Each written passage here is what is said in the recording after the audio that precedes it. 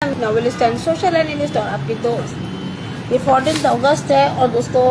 14 اگست پہ جو ہے میں نے جتنا بھی کام کیا پاکستان کے لیے وہ میں آپ کی خدمت میں پیش کرتی ہوں۔ اس کا عنوان ہے سیڑھی بنے گا پاکستان۔ تقدیریں تقدیریں پاکستان کی تقریریں، تقریریں تقریریں پاکستان کی تقریریں، ہو گئی ہر احساس سے عاری، ہو گئی علم عمل سے خالی، تھک گئے ان کو سنتے سنتے، تھک گئی آنکھیں بنتے بنتے، جو ہے خواب اب تک ادھورے، کیسے ہوں گے آخر پورے، کب یہ بنے گا پاکستان، نازاں ہوگا کب ایمان، محفوظ از راہ قرآن ہوگی ہر انسان کی جان، ہمارے سیاست کا میدان ہر لیڈر کا یہی گیان، کیسے چڑھوں گا میں پروان، سیڑھی بنے گا پاکستان، سیڑھی بنے گا پاکستان، ہوں گی روز یہاں تقریریں کھینچیں گے دلکش تصویریں، ہوں گی روز یہاں تقریریں کھینچیں گے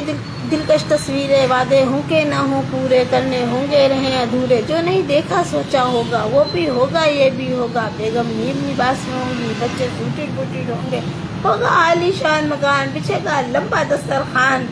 اور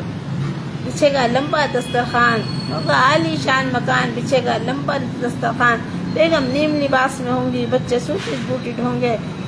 ہوگا عالی شان مکان، بچھے گا لمبا دسترخوان، نوکر چاکر در پر ہوں گے، بھانج بھتیجے سر پر ہوں گے، سیڑھی بنے گا پاکستان، سیڑھی بنے گا پاکستان۔ دوستو یہ نظم میں نے کہی تھی اور بہت پہلے کہی تھی اور پاکستان کے حالات کو دیکھتے ہوئے کہی تھی، اور یہ آپ کو انتظار کر رہی ہوں، اور بالکل میں اس کو لائیو جو ہے وہ بنا رہی ہوں ویڈیو کو،